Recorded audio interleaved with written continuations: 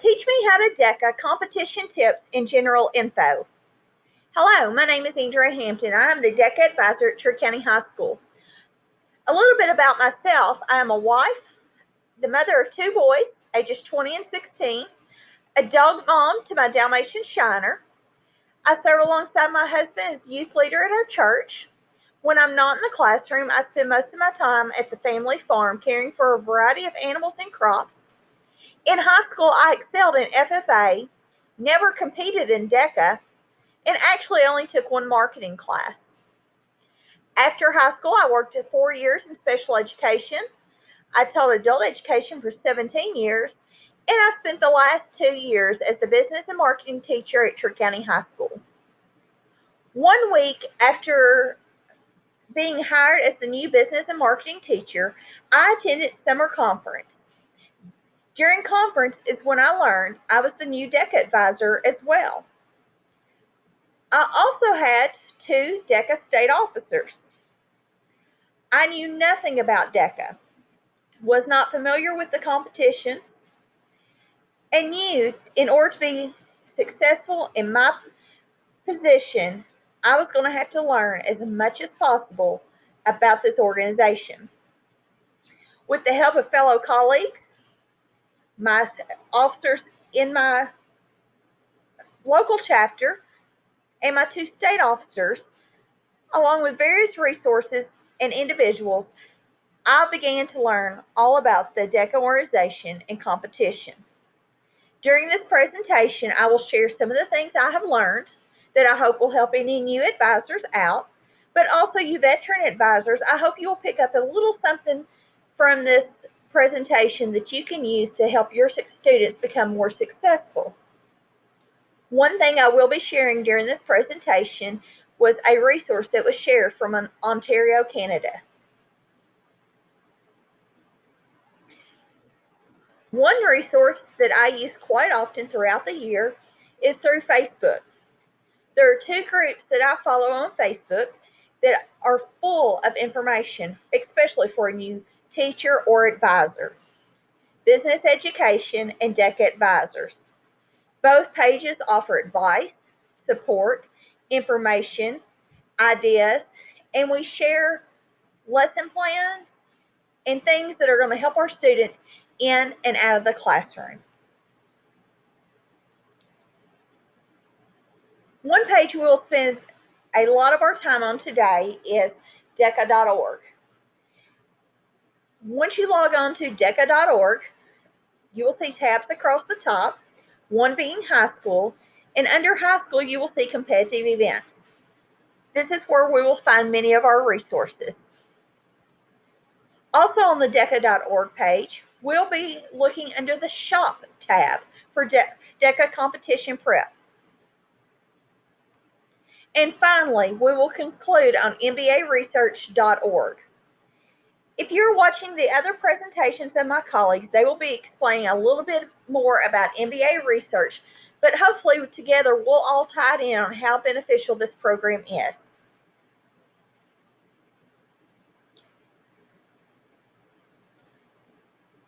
So to begin with, we are going to go to DECA.org. We will click on Shop. And as you see across the top, you have different choices of tabs to go under. The one we're going to look at is Competition. You will see under that you have study and prep materials for all events, as well as advisor aids. The main one we are going to focus on today is the exams.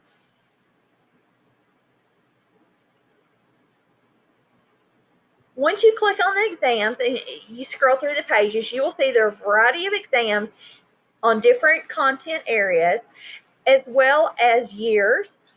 And you have the option of ordering a copy to be mailed to you for a hard copy, or you can do the PDF download.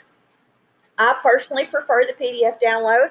That way I have it instantly available to me to assist my students or provide them study material, or I use these as my own pop quiz questions sometimes.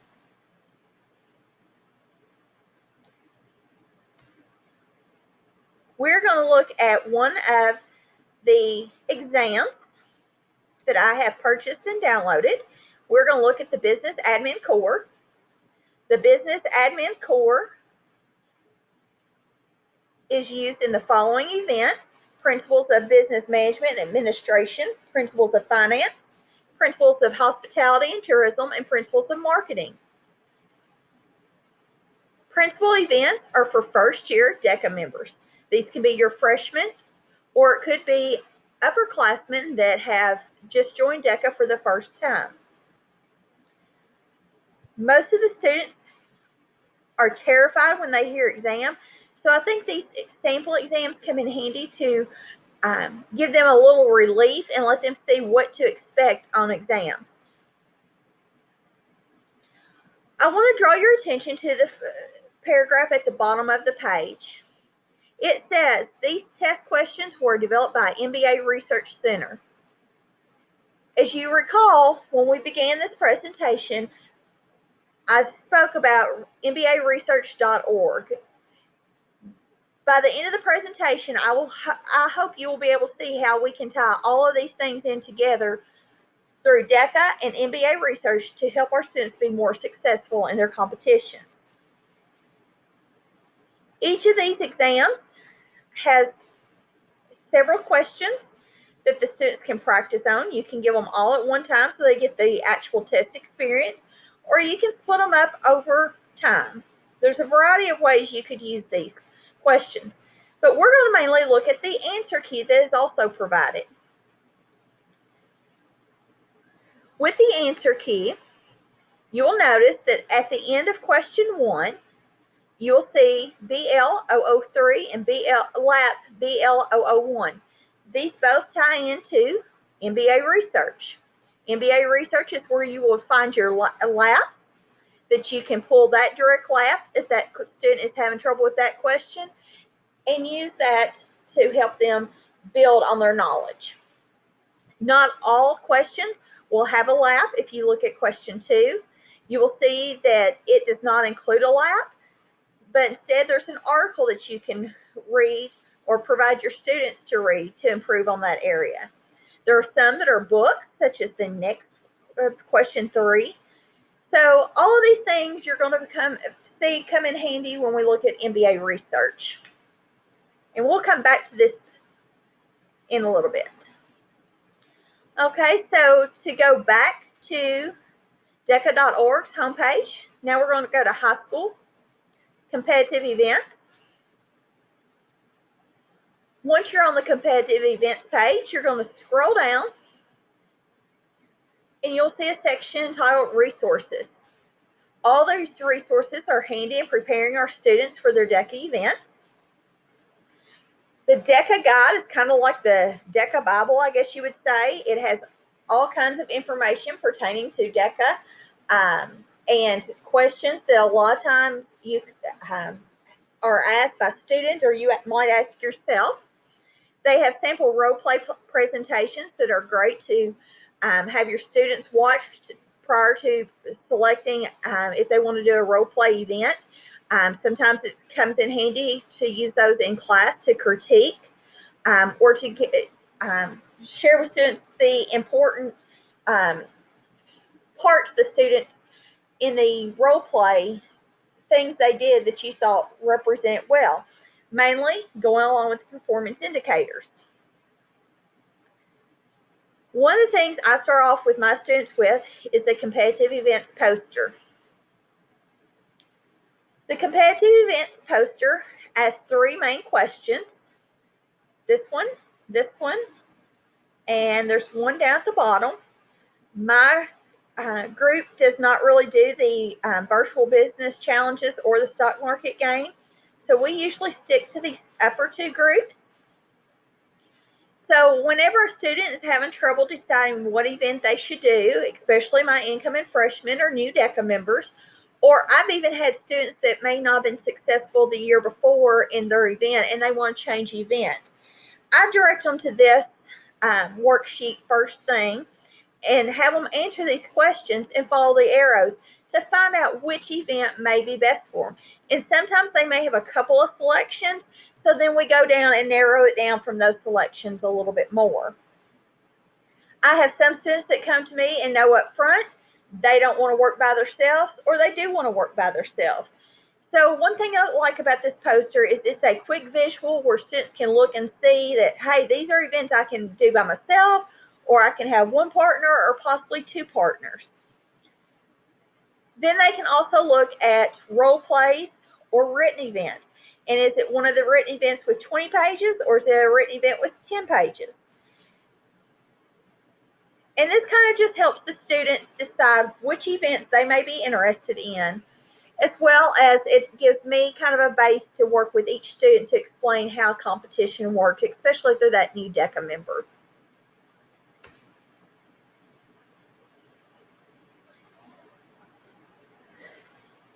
Exam blueprints is where we're going to spend some time on. The exam blueprints is also located in the DECA guide. This is a valuable resource that I honestly did not understand coming into DECA. Didn't know how I could use it to best help my students. So what I have learned about the exam blueprints is, and we're going to look at business admin core, all the content areas, clusters are listed through here, as you can see. But we're going to focus on the business admin core for this demonstration.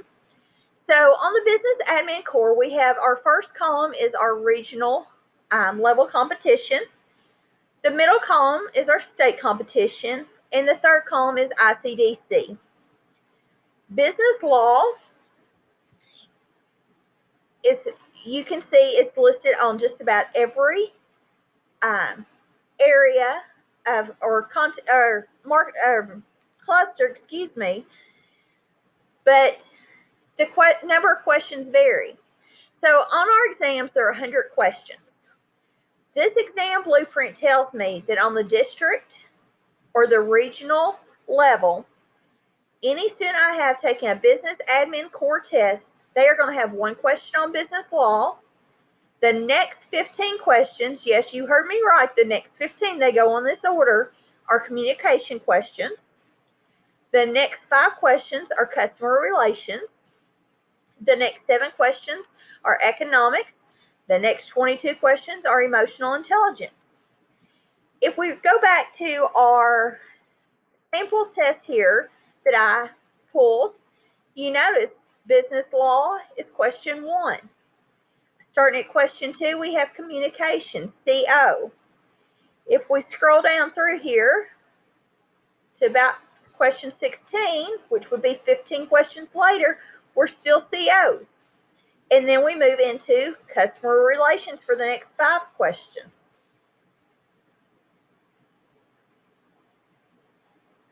And then we roll into economics. So as you can see, MBA Research gave us a breakdown of how many questions, what type of questions, and the order they're in to help prepare our students.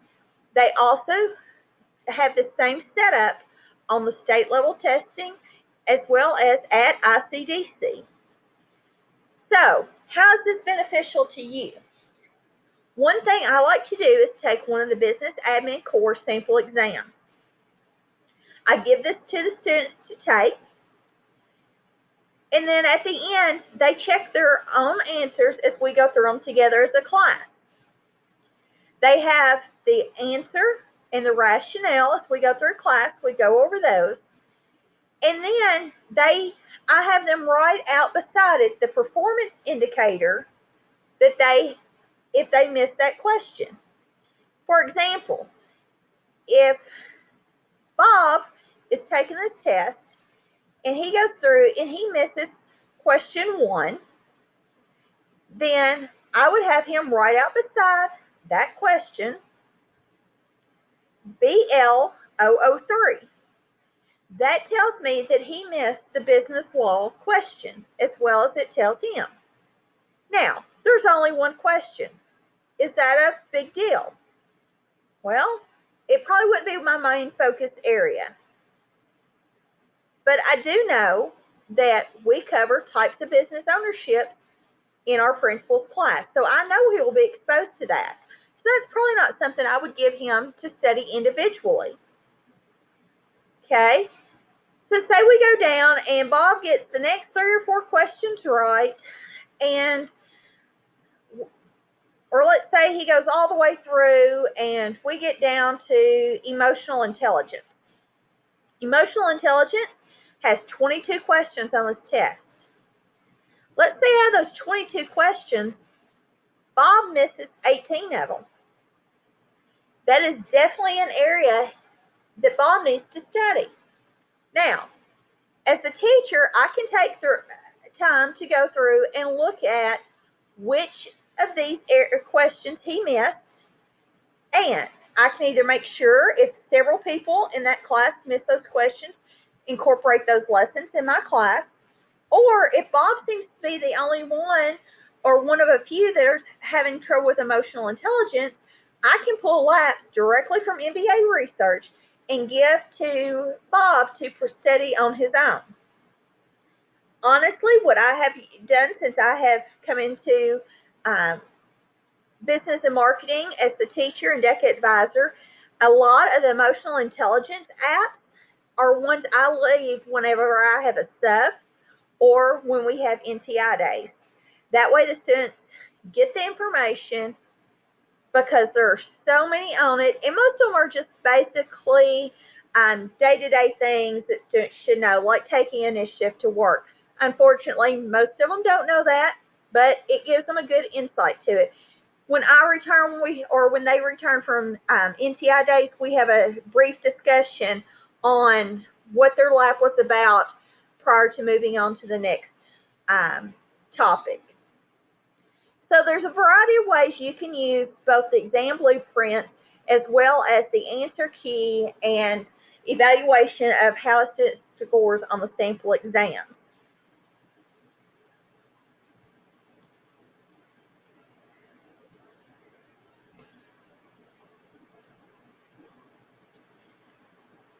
So I'm going to go back to the DECA guide. The DECA guide, as I said, is full of information. I think the first year that I was in as DECA advisor, at first I kind of laid this to the side because it was a little overwhelming and I didn't really understand the benefits of what this book had in it. But as the year progressed and last year, I started depending more and more on the DECA guide to answer questions that I came across. So you get into the competitive events program on page 30. One thing I like about this, and you can read through this when it's not teeny tiny print, like I said, on DECA.org, all this stuff is easily accessible to you and your students. I encourage you to become familiar with what's on there, as well as trying to get your students to find information on there as well, to help narrow the questions they ask you down, and just to be familiar with DECA. So as you can see, all of our clusters have the foundation of business admin core. So that one sample test that we've been looking at actually can apply to all areas. It talks about the different tiers and what those tiers include as far as curriculum structure and the event framework.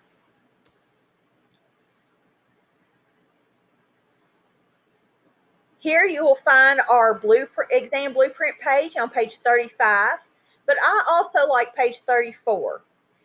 It lists all the DECA exams and the events that go with each exam. One problem I had when I came into business and marketing, and mainly DECA, for one, they kept talking about clusters and career clusters, and I'm like, what are you talking about? And then I learned about the 4 career clusters.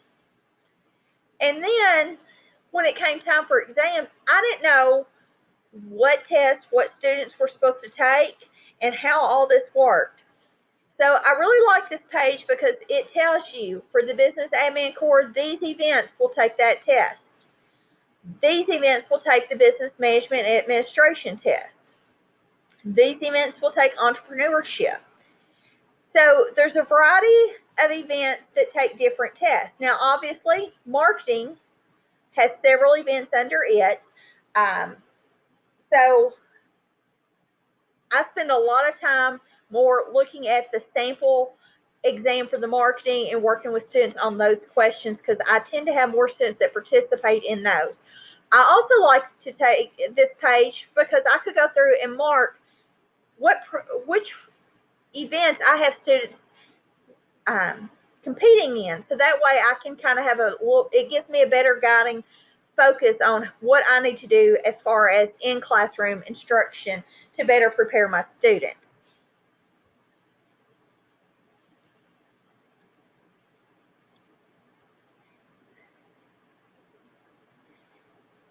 I also use the DECA Dress to Impress as I copy this page and give to my students. I take the information from this page and share with my parents and students with their opening paperwork so that they know what's expected of them to have and how they are to dress. I'll be honest, the past year I implemented that my girls could not wear skirts or dresses. They had to wear dress slacks. I had girls that the first year pushed the limit of how knee length their dress was, and I got tired of fighting that battle. So I just implemented my own rule that they had to wear dress slacks. Now, prior to COVID, I had told my girls that were going to ICDC, I would permit them to wear skirts or dresses, but they had to put the dress or skirt on and show it to me prior to us leaving. And they also still had to bring a pair of dress slacks for the unforeseen result that maybe that dress didn't make it in their bag and another one did. They had a pair of dress slacks that they could wear.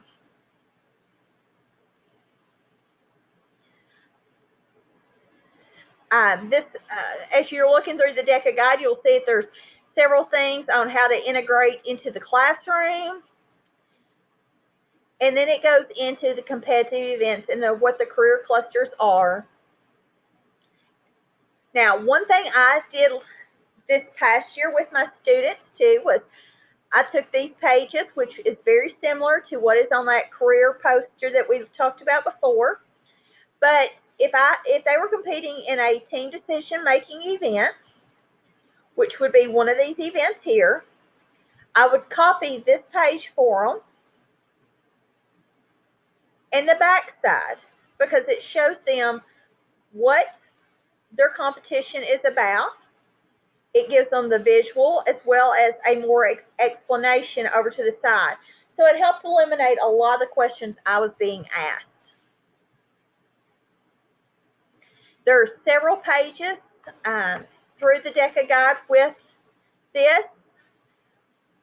With my written events, one thing that I really push with my students is looking at the penalty point checklist. Some of this stuff, the first year I had some students that received penalty points just for some common, easy, ridiculous mistakes that could have easily been taken care of by them just taking this list and going through it themselves and indicating what they had or had not done. So as you can see, the DECA guide has lots of information in it.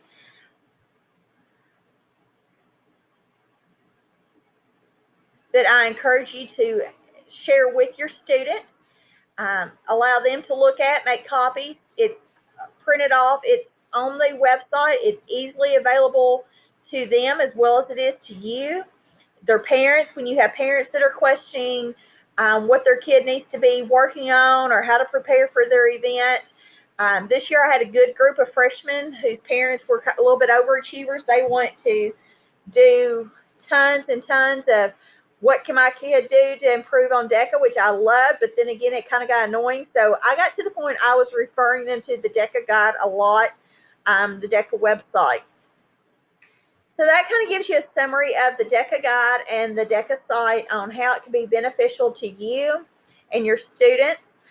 Like I said, I would refer to this as often as I could, take some time to go through.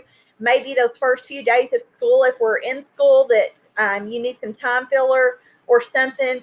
Find something and give the kids like a scavenger hunt where they have to check the DECA website to find the answers, or things like that. That way they become familiar with the site as well. So to conclude, we're going to go to MBAresearch.org.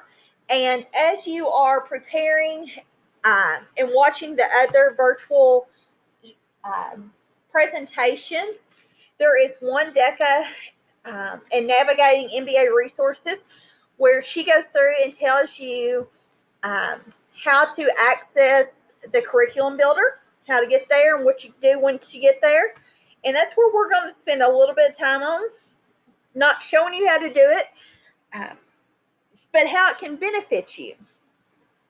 So here I am. As she knows, I'm in the performance indicators. And here is the lovely resource that Canada shared with us. So this has the 2020 performance indicators. As you can see, all the indicators, performance indicators, are listed on this main page. Then you'll see over to the left, you'll see the different exams.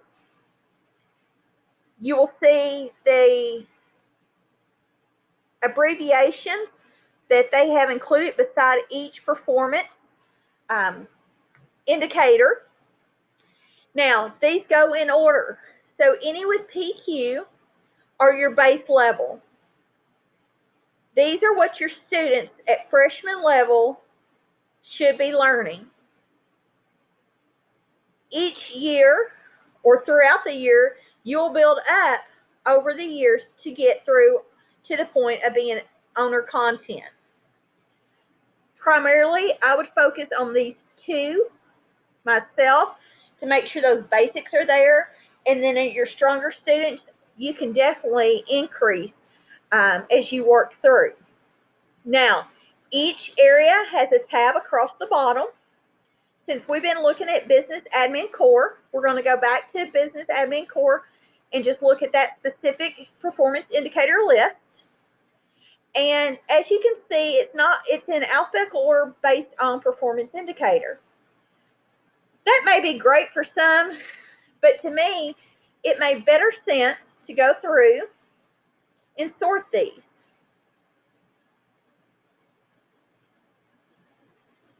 So I went up here to sort, and I'm sorting by column A. I've already made me a custom list to start with the prerequisites and then build. So once I sort all these, I can scroll back to the top and I start seeing the things, and they're still in alphabetical order, which is fine, but I can go through the PQs and see, okay, which things am I covering when I'm teaching this lesson? Or how can I add this into this lesson? Depending on what you're teaching, how you're doing. So what does this have to do with anything? How is this very beneficial to us? So we're going to go to MBA Research, and I am going to shrink this over a little. Okay, so under competency, if I do analyze employer expectations, when I click that, I see it comes up as my performance indicator, same thing that matches over here. It is, I can click on the magnifying glass. It breaks it down to what the performance indicator is. It goes through and gives me objectives. It gives me an activity. It gives me an ethics case study. Now, down here, if I had a lat number, it would have showed up on that first page as well. It would show up here. So under Instructional Resources, if it says assessment, they're giving you some sample practice questions that the student can do. So if this was something that you're working on with your whole class through instructions, this might be an exit slip question or two.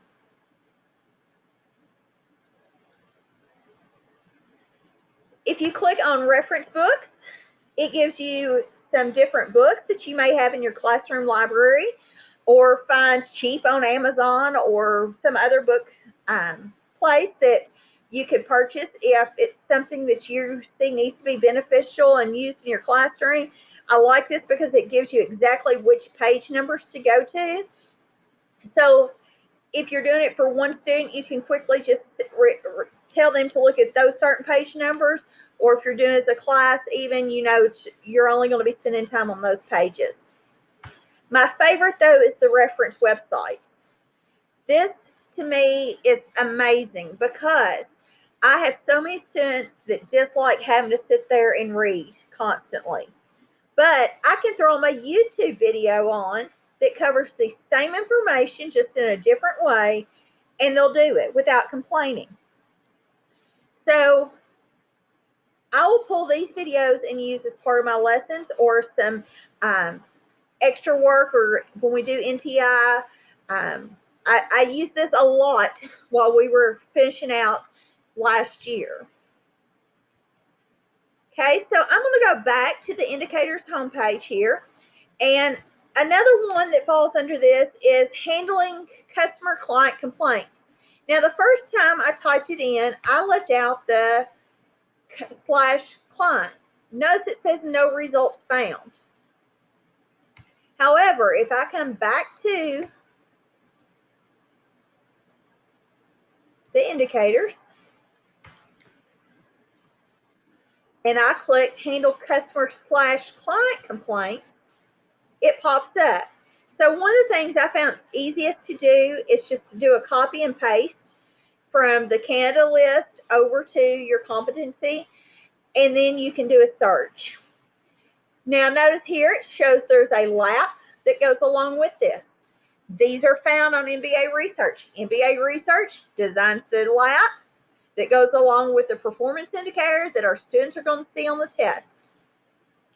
So I would definitely make note of that lap number to be able to share or use during instruction. If I click on the magnifying glass, again, same setups, except you'll see that there is a lap listed over here. You do see the cart button, but as a Kentucky member, we do not have to pay for our laps. We have free access to them. As I said before, make sure that you watch DECA Navigating MBA Research Resources so that you can follow along and get you an account set up to make sure you have access to those. Again, you have your objectives listed and an activity. Now, if I come down to instructional resources, I have a briefing. It's not the assessment, so it's a different format of a extra resource to use with students. So if I pull it up, I see that I have just this briefing that kind of goes over what a complaint is, costly complaints, how they'll affect your business, why people complain, and it goes on and on. So this would be a good just handout that you could provide with your students or information to cover with your students. Again, if I click on reference books, I can find books I have in my classroom, go to that page, I have the information there.